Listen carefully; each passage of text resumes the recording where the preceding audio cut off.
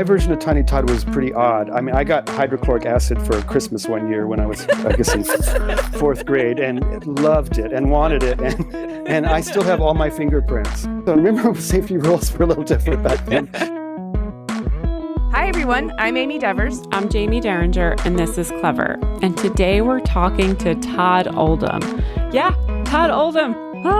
Love him. So you know him as a fashion designer, having built a fashion empire in the 90s, and as a DIY hero from his Todd Time segments on MTV's House of Style, which personally, I think that was the first time I was ever exposed to DIY, makeover, craft stuff, and I feel like it really had an impact on me growing up.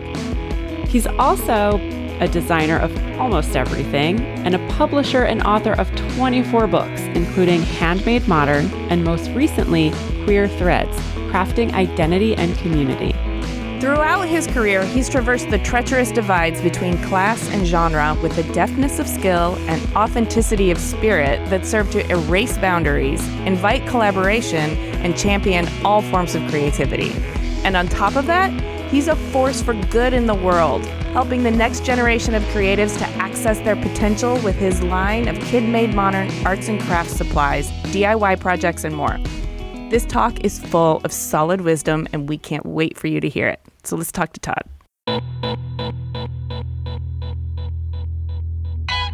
My name is Todd Oldham. I live in New York, and I get to make all kinds of stuff because I can't breathe if I don't. Man, I know that feeling of suffocation. It's real. It really is. It's palpable. I feel things very strongly in my body when something's not right, and it's a real thing. Well, the world is blessed that we have you sort of championing that for everyone and showing us how it's done. Oh, you're very sweet to say that. So let's go back to the very beginning. If you could paint the picture of your childhood for us. I understand you grew up in Texas. Can you tell us about your hometown and your family? What was it like? I was born in Corpus Christi on the water, but it was sort of more of my family was just kind of moving around, and that's when I popped out.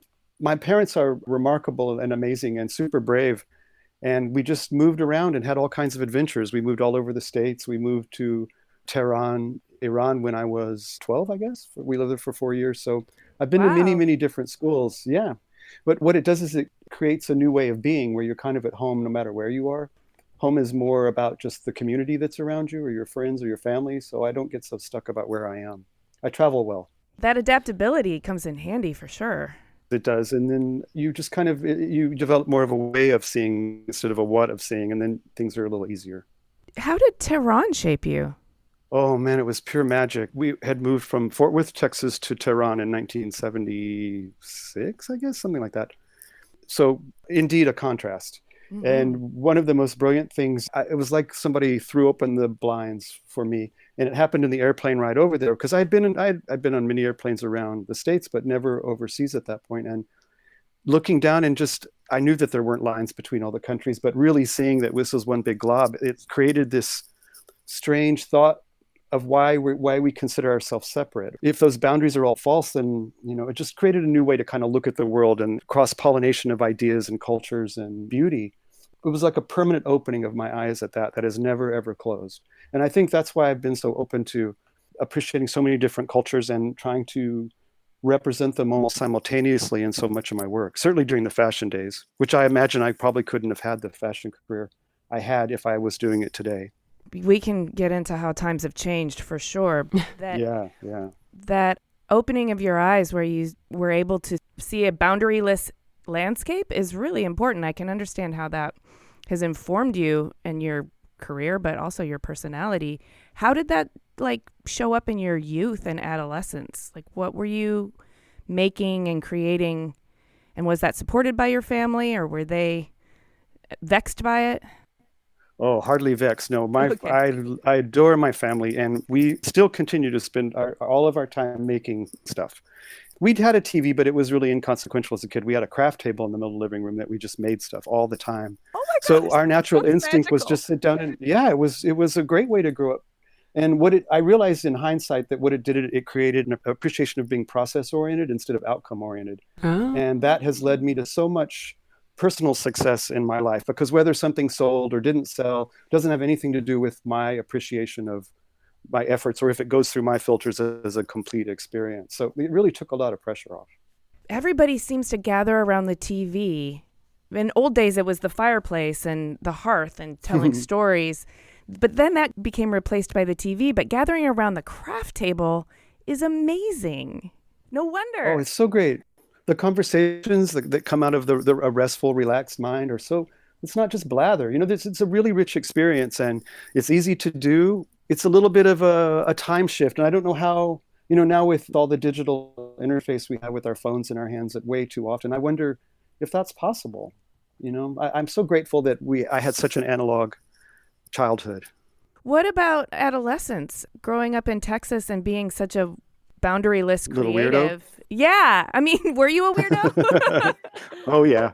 I'm very pleased to be. I come from a long line of them. So, yeah, it was slightly inevitable. I never really cared that much what other people thought about what I did or me, really necessarily.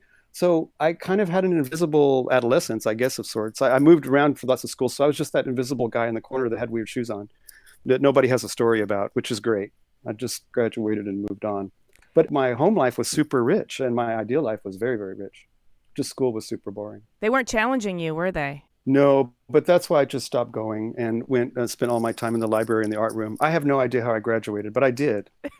But I just stopped. I missed the part about proving the learning. I loved the learning, and I sucked it all in and remember it beautifully. But I just didn't know. I didn't care if you thought that I knew it or not. That's a bad attitude for school. But because I learned. I really did learn. Yeah, and you did graduate. So after graduation, you moved to Dallas, correct? Yeah, I was in this place called Keller, Texas, which we'd moved to after, we came back from Iran and had a brief stay in Denver. I actually went to Columbine High School, Ikes, for 1 year. And then we moved to Texas for yet another year. I kind of gave up in 10th grade, I think. I am not advocating this or suggesting this for anybody. But for me, it was just like, oh, I'm done, which, not great. But I thought I knew everything, and I just focused all my time on learning things I was interested in. Well, there's value in that, too. Yeah, I think there is. There is. I think so. If you're a hothouse flower and you're willing to just know everything about your little world, yeah, that's the way to go. What did you end up doing after high school? What kind of job did you get? In 11th grade, I got hepatitis. And I was in bed for a few months, and I taught myself to embroider. And so I'd already known how to lightly do it, but I taught myself really to bead at that point. And I started making things for people in high school. So I never remember a conversation about college with my parents or me bringing it up. And it was just so clearly that was not going to be for me. I set up my business in 12th grade and then got rid of the nuisance of school, as I was thinking at that point. And just started, and within, I guess, about a year, my first collection was at Neiman's in Beverly Hills. So it went really fast. Whoa. I have sort of a follow-up question. Did your parents have some sort of entrepreneurial gig that was moving you around, or what gave you the confidence to know that you could participate in the economy with your creations? It wasn't the confidence. I think it was just the other choices. I always think about trading time. Like for me, money is like trading your time for money. And I was kind of always thought, like, what am I willing to trade my time for? And then it just feels better to go about, I think it feels better to go about life like that instead of trying to make everything so money based. And it just kind of worked out. But my parents I have no idea why they were so brave. And I inherited that from them too, where they're brilliantly smart people, but they don't mind not knowing what they don't know. And they know that confidently that we can go learn it. So I think that's the part they passed down to me that's just been the fuel to do anything. I mean, if you think you can do that, you kind of can. Yeah, it's not that you have to know everything. You just have to have the confidence that you can learn it. Yeah, figure it out. Being an autodidact is one of the best ways to go through life. School is great. Everything's great, but you have to have a thirst for knowledge and continue to suck it in and rearrange. And also, as those of us that are involved in design, we reflect society through representation, or perhaps we can offer healing. There's so many things. So we have to evolve and shapeshift, by the hour practically. But once you have your foundation, your roots, the way your filter you put things through, it's very easy to do. Yeah, I think that also reinforces the idea that we're not all the same. We don't all learn the same way, and we don't all work the same way. And so, it's important to recognize, and I think this goes back to Amy and I had a conversation about educators, like noticing certain kids learn in a certain way, or certain kids have an interest in a specialty, where you can kind of help shape them to go down the path that is best suited for them, and instead of trying to force them into some, strict way of doing things. Oh, it's so much smarter. And it's one of the things we address daily with this new adventure we have called Kid Made Modern. And whether you're a cognitive learner or a visual learner or whatever your method into new information is, we want to make sure that the doors are wide open and you're welcome and we're clapping for you. So it's a big deal, this kind of flexibility, and we call it our invisible safety net. You always want to have that invisible safety net that will catch you no matter what. All your decisions will be proper if you're over this invisible safety net. So I want you to connect the dots for me between what happened when you graduated high school and started working and getting the gig for MTV's House of Style, the Todd Time gig. What happened in between that?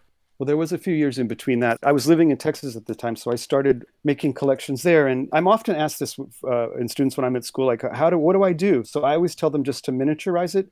Miniaturize any situation and reduce it to its core. So if you're going to be a fashion designer, you have to think of something to make, find someone to buy it, duplicate it, and then get paid. That's 4 things. I can do 4 things. So by keeping it fresh and boiled down, it felt like totally attainable. So I just started doing my 4-thing method, and it started working. And I would make something, and then I just happened to be in the right place that Neiman Marcus was in Dallas. And a friend of mine worked there. Actually, everybody I knew worked at Neiman's. I was the only person that didn't work at Neiman's. And it just kind of, I kept tripping, sort of falling face first into all kinds of great situations. And this was one of them. And they were opening the Beverly Hills store, and it just kind of all blasted off. And then that kept going for a while. And I had a lot of fun doing that. I mean, it was a great time, a great learning experience. And then I moved to New York. I guess it was in 89, after I'd caught the eye of this Japanese company called Kashiyama. And Kashiyama in the 90s was late 80s and 90s was a big deal. They represented sort of the world's most interesting artists in clothing, like Jean-Paul Gaultier and Dolce & Gabbana, that stuff. So they brought me into the stable, and things just blasted off immediately right from the start, because I think I had been doing it for about 10 years now. My mom has always been my partner. And we celebrated the same making techniques and all of our methods that we developed since a little boy. And we were able to form and forge a great business out of it and do things that were very, very different. So in my second collection, I based the show on an episode of the Three Stooges I saw as a kid called Slippery Silks. Have you ever seen that one? No. Well, Three Stooges are pretty great. But this one, Slippery Silks, yeah, amazing. But the whole reason for me becoming a fashion designer was with Three Stooges. And it was this one called Slippery Silks. They were plumbers, and they went to this house, and the lady thought they were fashion designers. So they had to put on a fashion show as plumbers. And I was like, oh, I understand this. So it just stuck in my head from a little boy. I never forgot that. I've seen it a million times since. And so I based this collection on that episode. It was as though a plumber had designed an architect designed it, and it was a massive hit. Like, that show was just blasted off for us. And this new show had just come on about 1 month prior to that on MTV called House of Style, that was done by this amazing woman, Elisa Bellatini. And she just saw that there was this space in the world, what people were interested in, but it was being covered by either, like, Elsa Clinch, who was on CNN, loved Elsa, but she had a very mature voice that no one terribly young was going to be resonant with. There was just nobody speaking to this young, new kind of thought process. So out came House of Style. MTV had come to that show and had liked that so much. They said, well, can you show us, after we cover your show, can you show us where the inspirations come and like how you do it? So I said, sure. And so we did it, and it was a massive hit. In this segment, we showed how to reupholster some furniture, and I pulled out all my DIY tricks from being a kid, and it worked. So it kind of blasted off, and whole generation, man. It kind of did. I'm kind of amazed at how it just seemed really natural for us, because it was a very small group. It was Elisa, Cindy Crawford, and I, and a handful of genius producers who's now, it's so fun to see crawl credits on like at the end of The Voice, or all the major shows now have all people that came from House of Style in the 90s. That was such an incredible brain trust of people that are now still in control of everything. You just don't know it. So they'd say, okay, you have 4 minutes and 19 seconds. What are you going to do? So I'd say this, and then I'd go do it, and I'd edit it, cut it, and hand them the tape, and MTV would put it in and broadcast it all over the world. I mean, it's insane. That would never be now. Can you imagine someone turning over a tape and a worldwide network just playing it? No. I mean, it's insane. But it's just the way we worked. It was just a very different thing. And then we got to talk about the core of this, which is that style has nothing to do with money. I'd show you how to redo something from the thrift store, and then I'd interview John Galliano in the segment a bit later, and it was all the same to us. But I guess it wasn't the same to everybody, and it kind of created a new way of seeing. Researching and thinking about you and your life and your career, I see you as an eraser, like a very, I see a very skilled illustrator with their hand on the eraser, just erasing all the stuff that doesn't need to be there, that the rest of us think needs to be there, or that think defines these arbitrary boundaries. And you're the guy who's like, nope, that doesn't need to be there. Let's just embrace creativity and fuck class and genre. Like, that's not necessary here. Well, I agree. That's very kind of you to say. Thank you. It's just, I'm not haughty, and it's all interesting. Like, puddle in the ground with spilled antifreeze is just as beautiful as a trip to the Louvre. Like, I feel it in my body in the same ways. So it's, once again, it's, as I mentioned earlier, it's the way of seeing versus the what of seeing. And then everything's interesting. Well, you've taken that eraser mentality, the way of seeing versus the what of seeing, and you've built it into a multidisciplinary design studio, it's a tremendous example for creatives who are trying to not get pigeonholed or want to be able to stay engaged and do the stuff that they're interested in, as opposed to what somebody's decided they're valuable for. It's absolutely possible. I'm not going to say that it's an easy thing to do, to choose the other pathway that's so, I never walk on paved roads, but I'm so comfortable on unpaved roads that the paved ones hurt my feet worse. So I'm between that and then realizing when I was about 16 that I was unemployable, that was the most beautiful revelatory day of my life, because I thought, why would I have to think that was in no way depressing to me. It just was like, you have to create your own opportunities. This is a blessing for you. And I just embraced it, and it never left. We've got to take a quick break, but we'll be right back after this message. Support for Clever comes from Mitzi. Meet Mitzi by Hudson Valley Lighting. Everyone deserves to enjoy the benefits of good lighting in their home, and now everyone can. Mitzi mixes classic with contemporary in a full line of charming chandeliers, pretty pendants, versatile sconces, and fresh, flush and semi-flush mounts. Mitzi is always on trend with thoughtfully simple fixtures at an attainable price point that work for apartment dwellers and homeowners. Learn more about Mitzi and enter to win a cute table lamp at mitzylighting.com/clever. That's MITZI lighting.com/clever.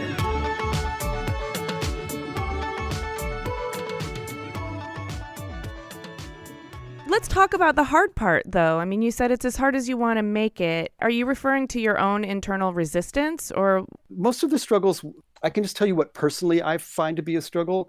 It's when an idea doesn't bloom fully, or a situation is chipping at an experience. I never lose the fact that I'm here to serve, and designers can participate in these systems however they wish, but I don't think anybody needs anything.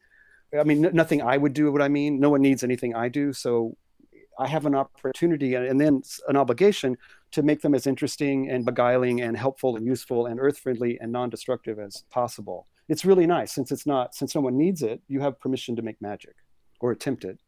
What kind of advice would you give somebody who's wanted to also build a multi-dimensional career or profession for themselves? Just do it. Yeah. Nothing happens without the doing. And I had a really beautiful experience happen in the 90s. It was the guy that ran Viacom, Tom Preston, was a really cool guy. And we were at dinner one night, and he turned to me and said, Todd, you have brand permission. And I asked, what? And he said, you have done so many things now that no one will ever question whether you can do something. if you want to do something new. And that was a gift from the heavens to me, to realize that all of this crazy eyebrow raised expressions I've been getting my whole life actually added up to it all kind of working out in the end. It was really a nice thing. So I think that's seeking brand permission, I think, is one of the best goals one could have for a varied and interesting career. And you get brand permission by just doing everything as well as you can. Hot damn. I wish I had heard this years ago, but that is amazing. I've been eating off my ideas for 40 years now, and it's completely shocking to me that this is true, but it is possible. All my advantages were loving parents and a creative mind. So, and that's a big, super big advantage. But you don't need society to help percolate you. You can force the percolations or instigate them yourselves. Speaking of percolating things, so you've done, like you said, you've been doing this for 40 years and you've done so many different things. Is your creative process basically similar to just like a DIY project? Is it like a lot of trial and error? How do you come up with ideas, and then how do you process them and figure out, where they're going? Well, let's see. How can I explain this? I know this system really clearly, and I know how to work with my creativity fully. I guess what happens is oh God, I'm not using any proper words here. That's Let me okay. think This is freeform. It is a freeform thing. It's kind of like if someone said, go do the Watusi, and everybody would do it a little different. I've kind of formed mine in a unique way. So it's like I have a hat on that I can spin really quickly to match whatever my task is. But most of the time my hat is on neutral. And I always prefer an idea for idea's sake, because those are the ones that lead to I think the richest results. So you can keep going with it and, working with it. And then eventually you want to make sure that, you have all the ingredients to get it out there. But I kind of can wear test almost everything in my head at this point. That's one of the reasons I really lost interest in doing fashion, is because I could build anything in my head as fully as I could build it with my hands. And what's the point, So you have to be able to build, to know where you're going and build it. But I can remove a lot of the problems in my head before I have to start using my hands to do it. It's just, I guess it's from being fine-tuned. Yeah, definitely a lot of experience. So once you've kind of formed that idea in your head and you're ready to execute it, is that easy to communicate to others? Because at this point, I assume there are other people working with you on these projects. How does that work? My design team here is exquisite, and I love them all, and I'm in awe of them all. We run a very different kind of system here. We're pack mentality. We're not layered in the traditional ways that design studios are. There's not a lot of bosses here, and we just trust that everybody's going to do their job and nobody's checking on you. So we pull things apart and come back together, and that way the ingredients are never watered down. Every part of it is as rich and full as it can be. And when it comes back together, it gets even better. And the way that I've set my design studio up is to honor the instincts of design and making. And we start at 10 o'clock. We're really flexible. You got to let it kind of ebb and flow when it needs to be. The design of the studio, I think, is really helpful to that, because I went so far out of my way to make this place not look like an office. And it doesn't. And it feels fantastic to be in here. I do think atmosphere is so important to creativity. When the atmosphere absolutely. is designed to just squeeze as much productivity out of you, but not valuing like the essence of your creative genius, I think you start to feel a little bit like a drone or a robot. Well, yeah, and then you become less than, and that's I'm much happier working with my office here that's full of people I'm in awe of that would probably be challenged working in traditional modes. God bless them, and I'm so pleased for them that they have that challenge. Everybody in here really should be and will be heading their own stuff. You can just tell.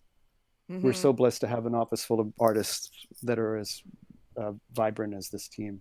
I want to know about creating products and clothing for children. You touched a little bit on some of the psychology and philosophy that goes into Kid Made Modern, but can you talk to us about how you get into designing and making those products? And do you scale back down to Tiny Todd when you're thinking about what kids would enjoy? I do a little bit, but remember, my version of Tiny Todd was pretty odd. I mean, I got hydrochloric acid for Christmas one year when I was, I guess, in fourth grade, and loved it and wanted it. And I still have all my fingerprints. So Yeah. Oh, so remember safety rules were a little different back then.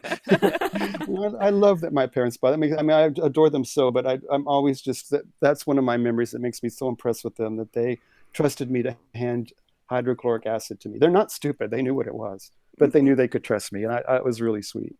What is some of the psychology and philosophy that goes into the Kid Made Modern? First of all, can you give our listeners an overview of Kid Made Modern and then talk to us about the core tenets of it? Sure. I'll try not to use so many words because I love this so much I can talk way too long about it. Kid Made Modern sort of started out as a love note to my parents. I've made a lot of books. My 24th book came out last year called Queer Threads, which was the first LGBTQ overview of fiber artists. It's really something. Oh, wow. So I've done a lot of these books, but a few books back was one called Kid Made Modern.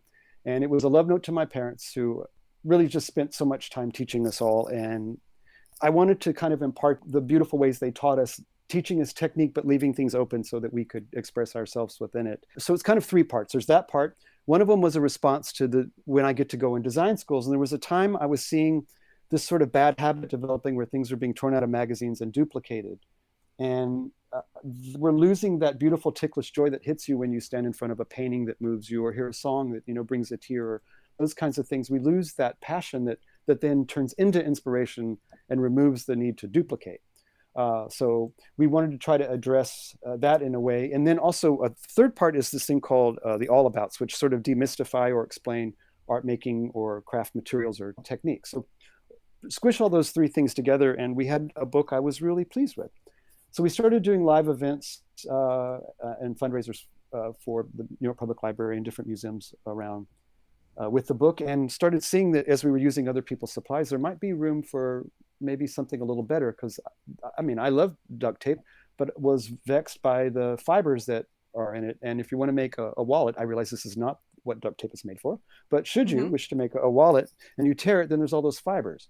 So I worked with the tape company to have the fibers removed, and we just did a lot of little things to sort of make it all better.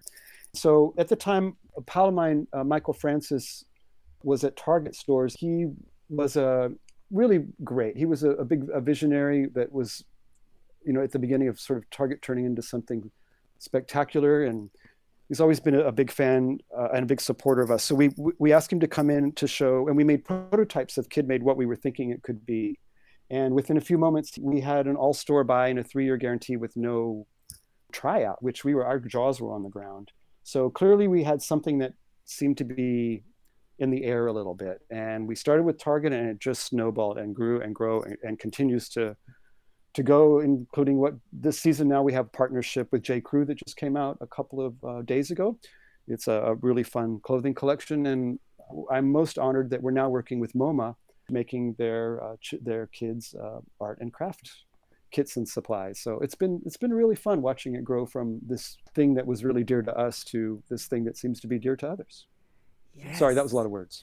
No, I love it. And I love the motivation behind it, starting out as a love letter to your parents, but in the same way that's a love letter to the kind of childhood that supported and embraced whatever came of your curiosity. And yes, that's true. And nurtured it and gave you the tools to play around with it, and then gave you the validation that that's a good way of learning and that's acceptable. It's so great. It's my mom and dad. They were children themselves, having children. And I don't know, maybe we all just raised ourselves at the same time, but they had such an amazing, and at the time, I was born in 1961, and certainly open-minded, but amazing that they felt no need to put these brackets on my brothers and sisters and I. They really just kept it really open and up for it. Yeah, that is amazing. And it's nice to hear that you recognize it and appreciate it so much. I mean, did you ever encounter challenges in life because you were allowed to be so open? Oh, yeah. No, I have arrested development for sure. There's lots of things I'm terrible at. But what I'm good at, I'm really good at. So I guess that counts. Yes. So I want to ask a little bit about, I guess it's definitely professional, but it's also personal. I mean, from the outside looking in, you seem like a guy who's surrounded himself with a pretty solid tribe, like really great, creatively fruitful, long-lasting relationships. both personal and professional. Your mom's your partner. I've met you and Tony's been there forever. And yeah, we've been together 37 years now. wow. Whoa. Yeah. Congratulations. Thank you. Yes, High that is. five. Really? Thank you. We switched it to 5 years about 10 years ago because I got so sick of people gasping. So now we just say 5 years. What would you say is the secret to creating these magical relationships? And if you could try and diagnose somebody who didn't have the parents that you had growing up, how would you offer some advice for putting the energy into relationships? Respect, I think, is pretty much the backbone to any relationship, no matter whether it's personal or, professional, however you go. So that certainly is the most important part. But it's important to also realize that how different we all are. And I appreciate that. So maybe if you had parents that weren't supportive, I mean, hopefully at a minimum, they might just not have been supportive of your ideas, and hopefully they were not cruel to your ideas. That's a different sort of situation, having to overcome some terrible information. You get pounded with enough information as a kid that you can't do something, or you're given the wrong supplies without assistance. You think it's your fault. And that's a ridiculous thing. So you're going to have to, if you're not getting supported by those around you, you'll have to find the things to appreciate about them, and move on to be sated in being appreciated in other ways. So be open-minded to find your tribe, and I think you find it. Moth to the flame, if this is of your interest and you don't find you have support in your family, find a knitting bomb circle, or if you live in New York, Taco Bell Drawing Club run by Jason Poland still is all the time. So there's all kinds of groups you can kind of sidle up to and meet somebody new. But I always found that just by saying, wait, like Taco Bell Drawing Club exists, that makes my heart feel good that these people gather at Taco Bell just to draw, because just drawing is worth it.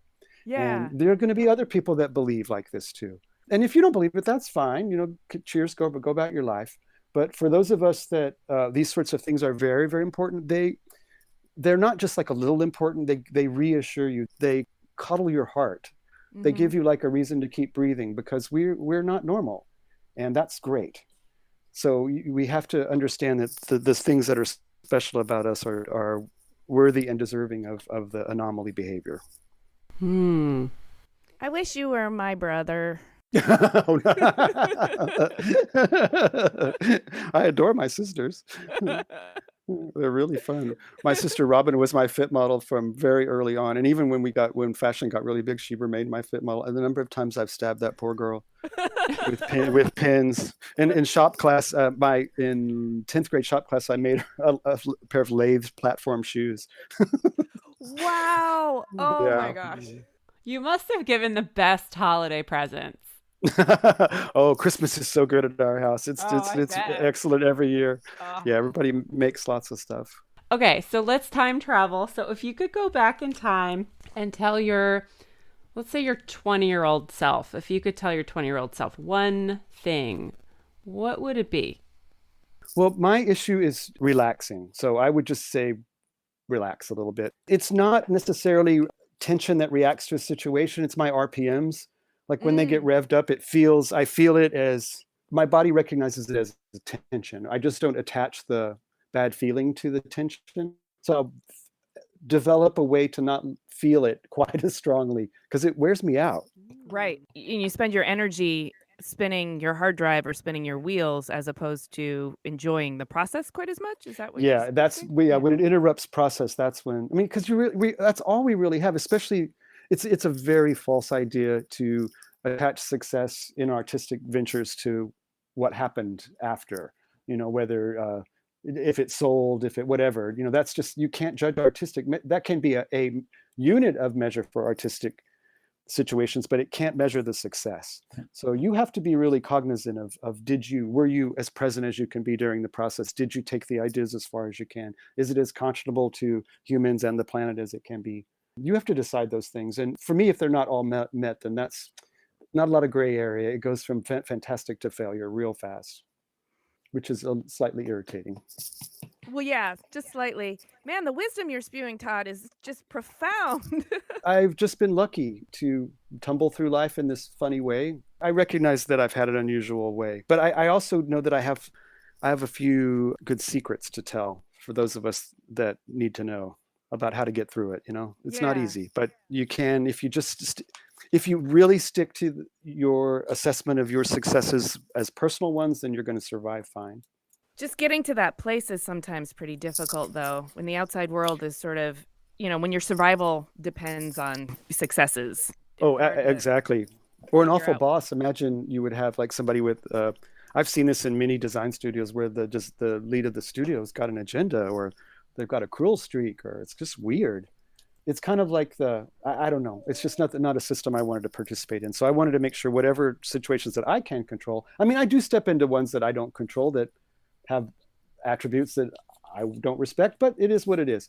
But things I do control, I try to make sure that we've all honored that. Because in the end, all you have is the experience you've had with your pals, and maybe it brought some great joy that it brought to others, and maybe some financial success. So that's fine. But really, for us, all that is if we did it as well as we could have. So it sounds like you're able to recognize, too, when you're in a system where there are some people who are operating, let's call it from impure intentions. They're just, their own dysfunction is getting in the way. They're cruel, or their ego, or whatever. Do you have any situations or advice for recognizing that and then navigating around it? I do, yes. And so the first thing is just that, recognizing it without judgments, because dickish behavior, they're just probably a dick, and that's whatever. You can't, just accept their dickishness and move on if you can, or find ways to not judge. You're only going to get upset at their behavior if you're judging it. I'm Yeah. not being taken seriously. So if you just include that in trading your time, I'm trading my time to endure this person's false information and do this work. And then in your head, it's all just part of it, and you can kind of survive it. But I would say one of the best things is don't ride things into the ground. It's important to stick with things and make sure your ideas can go all the way. But if you're in a situation that in your heart that is not suiting you, or you're not prospering, or you're not doing your best work, most importantly, if you're not doing your best work, then you need to go. And and elsewhere, just, it doesn't matter where, just elsewhere. And Yeah. then hopefully you'll find a community that works. But I was having dinner once with a friend of mine that writes a really popular TV show, and she was talking about the writer's room and how important it is in the writer's room that there's no poison. So if anybody in the writer's room does not have the perfect attitude, they get booted at once. And that was a good eye opener for me, because I tend to let things kind of go and endure. I don't mind crazy people at all, and so I can endure them very well. But there does come a time where it's like, this is not a good fit. So I'm quicker to respond to that stuff. But I think for anyone personally going through it, just recognize your worth. If someone's belittling you, it's about them. It's not about you. If you've done something wrong, accept it and choose to do better next time. And if you're talking about wrong in a subjective field, just remember that. Because like if we're looking at a painting and I love it and you hate it, we're both right. Yeah, I think it's very important to recognize the toxicity. Is that infecting the other people in the collaborative process, or is that just something that I'm struggling to endure? You do. And it can be that any toxicity in a design studio must be removed. It's so counterintuitive. That is just the death knell to creativity is an unopened heart or a toxic situation. And it's such a shame, because you're shooting your own foot off with a behavior like that. But as a creative, we have to self-preserve. You have to you got to hang on to your heart and your center. And it's not easy, it's not easy, but it's part of it. Just try to learn early on that your opinion is fine, and that's enough. Man, if I had learned that so many years ago. You've lived a very rich, full life, solid relationships, an amazing sort of creative studio that you get to satisfy your curiosity and keep on a learning curve for the bulk of your life. It's hard for me to even imagine, like, what would you add to that? What do you want more of? What would make your life even better? I'm very interested in new mediums, so I'm endlessly shuffling what's in front of me. I have the same approach no matter what I'm doing, but the ingredients change all the time, and I'm very interested in film these days. So I've been writing off and on for a while now. So I think that's probably going to be the next thing that I'm pretty green at, but I'm super psyched about, is going into film. Well, can you tell us anything more? Well, yeah. I don't know if I'm not comfortable really talking about the project yet, but But you say you're writing? Yeah, I'm writing. Yeah, with my friend John Bland, and we've it's coming along. I'm sorry, I sound like I'm just being evasive, but I'm very very excited about it. I love writing and I love reading. That Mm-hmm. sounds so simplistic, but it's very true. And then when you see some like magic, like a sentence structured by Dorothy Parker is just as gorgeous as the most epic couture gown. You know, it's just this when everything can be sparkly in the right hands. Mm-hmm. And that's when it becomes fascinating. So I'm excited to figure out what there is to say in film that someone might want to hear. It's interesting because it's not like what we do at KidMade, which is, we're in service to. This is a different thing. You're not, as a director, you're not in service to humanity. You're trying to do something different. So I like flipping the hats around. Yeah, that I sounds love exciting. this image of a rotating hat, and you can just sort of spin it to be what you need it to be in the moment. Yeah, that's really what it feels like. Like a little those propeller beanies is my visual image. But it works. It's just, once the glue is there, you can turn it in either direction and figure out what to do. So what about you personally? Do you have any big adventures coming up or any goals that you want to accomplish? Well, I'm garden possessed. I just love it. I've always loved it. We would go on walks as a kid and endlessly, my mom would name every plant and we'd have to repeat it. So she was teaching us all the names of everything, and it's stuck. So now I'm possessed in the greenhouse with propagation, and it's like almost to the point of actual possession. I can't wait to go see if the tomato plants grow in 1/4 of an inch, and it gets a little nutty. So that to me is my favorite. And then the way I was able to turn that passion is we debuted our first KidMade modern garden collection, comes out in February with Target stores. So that's the thing. I really have found a way to enjoy all my passions and then find a way to share our sort of fine-tuned knowledge of it. It's nice. It's a nice way to go about things. Well, you mentioned a film-related project you're working on that you can't talk about yet, and a garden product for children with KidMade Modern. What about anything else you might want to mention that's coming out or has just been released that you'd like to share with our listeners? Let's see. Well, we certainly spoke about the KidMade stuff, but what we've just as now coming out is the home collection and the clothing. So we're finding our sensibilities. If you like what we do, it kind of works in a lot of different areas, and that's been really really fun. I kind of reconstructed our old couture team from the design days, and we're making a very small handful of completely handmade clothing, hand embroidered, hand sewn. They're very, very beautiful and ridiculously expensive, which seems once again ridiculous in itself to make expensive children's clothes, but they are very, very, very beautiful. Well, beauty matters. We know that. It sure does matter, and and bothering to bother matters. Bothering to bother. Yep, Yeah. It counts. It does. Well, Yep. and figuring out which bothers are worth the bother. Yeah, most people just aren't willing to throw themselves in, I think, and I think that comes from caution, not from a lack of ability. I've always found that almost anybody that told me they can't that's not real. It's not.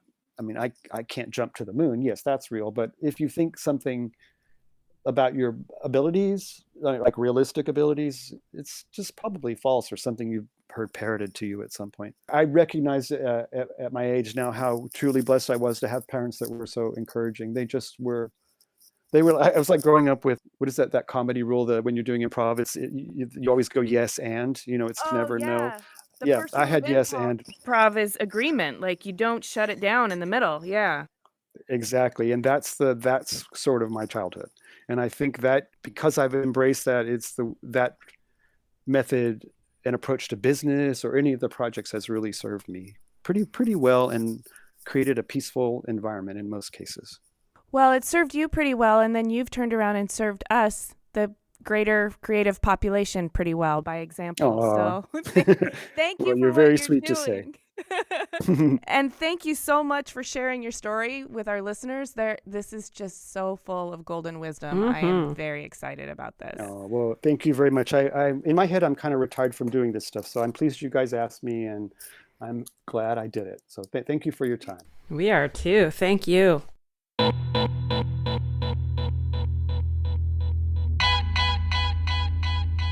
So Todd Oldham, Whoa. Amy, this guy was like my tween hero. He's still my hero. He's even more my hero now that we've gotten to talk to him. I wasn't kidding. I really wish he was my brother. And no disrespect to my actual brother. I love him too. But I can't even imagine how my life would be different if I had a partner in crime like him, or somebody that could just validate my kooky creativity all through my youth, you know? Seriously. He just seems like has this uncanny way of keeping it all in perspective, too. That trip to Tehran when he was a kid blew my mind.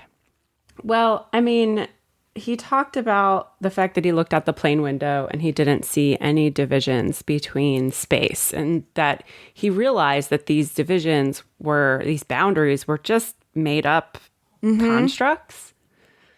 And that was like his eye-opening moment. And it kind of pervades everything he does, and the way that he thinks and the way that he works. I thought it was so crucial, too, that, well, first of all, the craft table was the hearth of the home that he grew up in. And he's absolutely right. Like, some of my fondest memories with my family, we weren't really a very craft-centric family, but my fondest memories were the times that we did family crafts together, like dyeing Easter eggs and making Christmas ornaments and cobbling things together in my dad's, like, sort of construction area.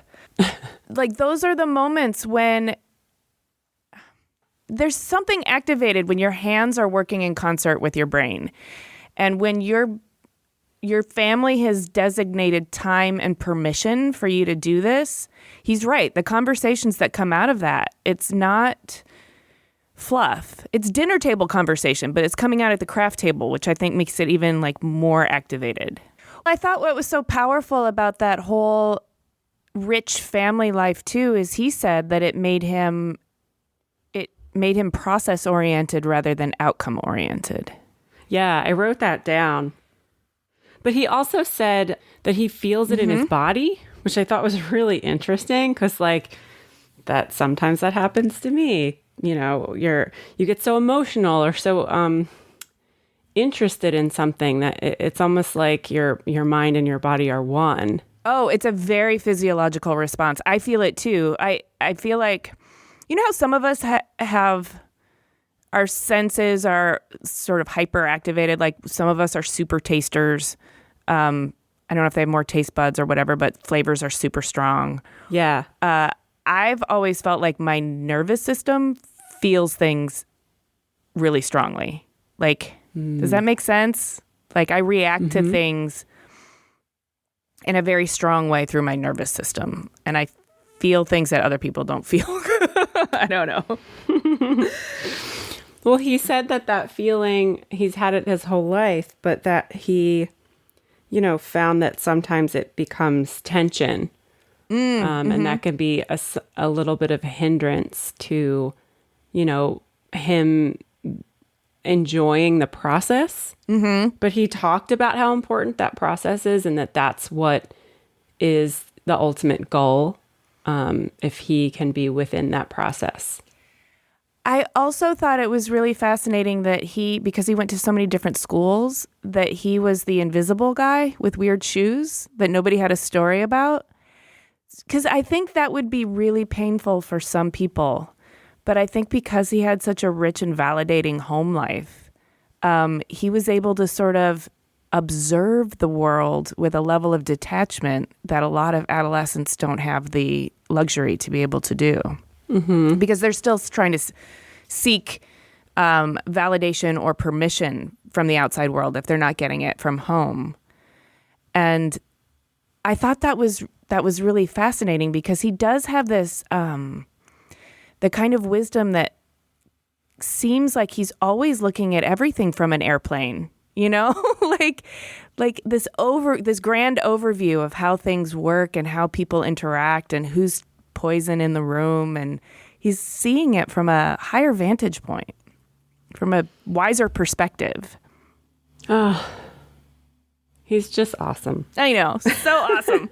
So awesome. I wrote down so much goodness from this one. I think there's going to be a lot of fantastic quotes, and there's just so much wisdom, little nuggets that can be pulled out of this. But what I really liked about the way he runs his office is that it seems very democratic, and that everybody's opinion is important, and everybody is a valid contributor to the whole project. And I loved that because it really, you're not working to please just your boss. You're working toward the success of something coming together as a group. It's like a team. It's not like this hierarchy of like your boss has to say, thumbs up, and then it has to go to his boss to get the thumbs up. Yeah, and he's not training everybody in the Todd Oldham way of doing things or the Todd Oldham style. What he recognizes is that all these different perspectives, all these different ways of thinking that come into his studio, that's the greatest asset. That's the real richness. And if he interferes with that, he's not getting the maximum of their potential. And I think this is really key. I think he's kind of comfortable with the uncertainty of the outcome because he is so process-oriented. He can actually get the best work out of these people, which makes them happier, which makes them more fruitful. Like everything is just enhanced because of it. I also wrote down that he's comfortable on unpaved roads and trading time. Yep. And that it's a way of seeing. Mm-hmm. And then also your opinion is fine and that's enough. I'm going to get a fucking t-shirt with that on it. Dude, you know what we need is a motivational calendar, like with a Todd quote for every month. Just we do. Live your life according to Todd Oldham and everything's going to be okay. I told you the story of when I met him once. I met him, Todd and Tony, backstage at a TCA event, which is the Critics Association. It's a TV thing. We were both like premiering new shows on a Scripps network. He had Handmade Modern coming out on HGTV, and Freeform Furniture was coming out on DIY for me. So we hung out in the green room, and he also dropped a wisdom treasure. He said, "No is the new yes." And I loved that because at the time I was overextending myself and I was saying yes to everything because I don't know. I was green and I didn't think I had a choice. And he said, "No is the new yes." And I was like, oh my God, I'm supposed to be really curating how I spend my energy. It's true. Mm-hmm. I mean, if you're doing all of this, I mean, I guess in the beginning of your career, it's okay to say yes to everything because you don't really know what you're good at or what's going to work out for you career-wise. And I think it's good to be more open, especially when you have all that energy. But I think as you grow older and you like know what you're good at and what you're not good at and what you want to do versus what you don't want to do, I think at that point, it's totally fine to pick and choose, what you want to do. Jamie, here's what I want to do. I want to keep having conversations with amazing people like that for the rest of my life because that is the kind of thing that absolutely lights my fire. Let's make it happen. Okay. Thanks for listening. To see images of Todd and Todd's work, you can click the link in the details for this episode on your podcast app or go to cleverpodcast.com where you could also sign up for our newsletter. Be sure to subscribe to Clever on Apple Podcasts or wherever you get your podcasts. And if you're in the mood, please rate and review us. It really helps us connect with new listeners and share these stories. We also love chatting with you on Twitter, Instagram, and Facebook. You can find us at Clever Podcast. Clever is created, produced, and hosted by us, Amy Devers and Jamie Derringer, aka 2VDE Media, with editing by Jenny Josephson and music by L1011. Clever is proudly distributed by Design Milk.